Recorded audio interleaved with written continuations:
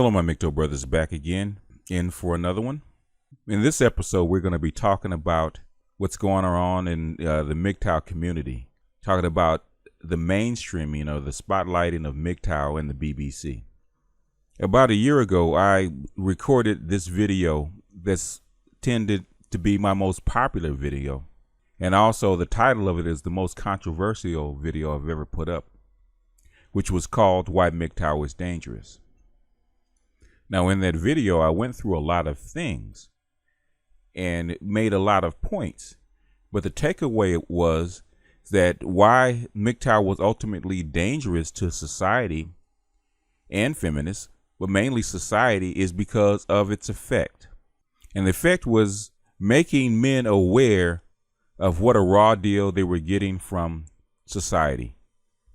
As Barbarossa quaintly says, it's making men knowledgeable of the fact that the juice is not worth the squeeze. It was encouraging men of all ages to take their talents, take their money, take their labor, take their time, and basically leave the plantation, walk away.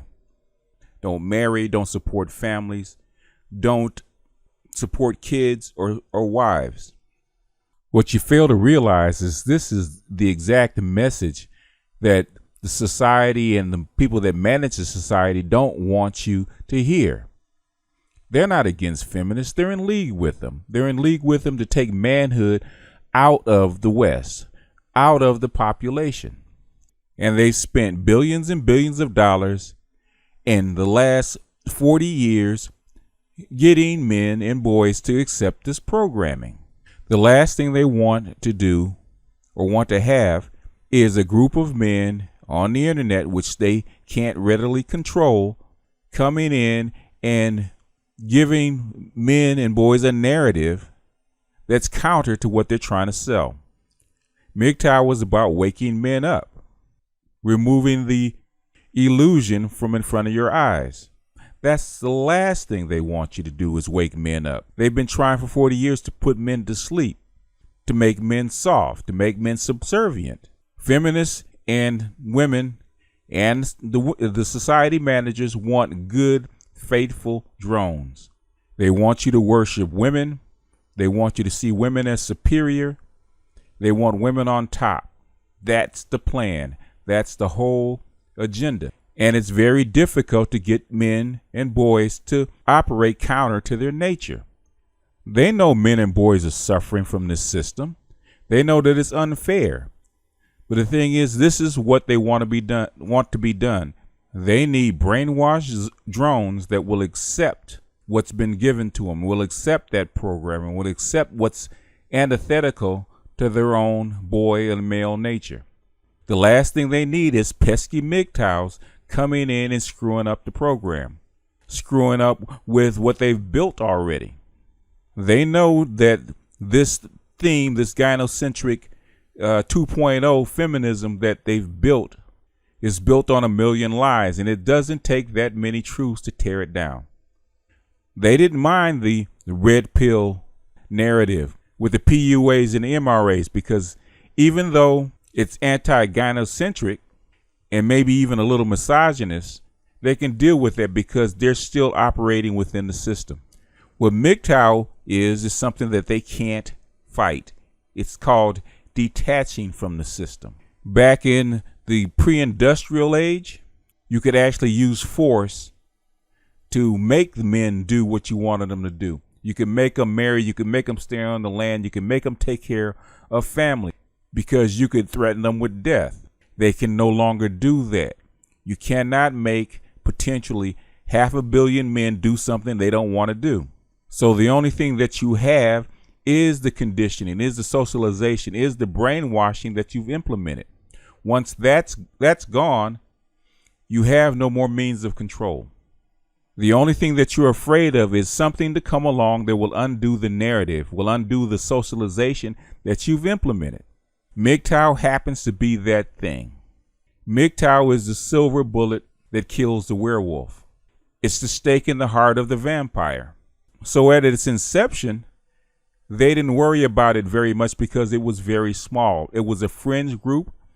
and the misogynistic language kept it cornered off. Then it started to pick up steam. It started to become popular.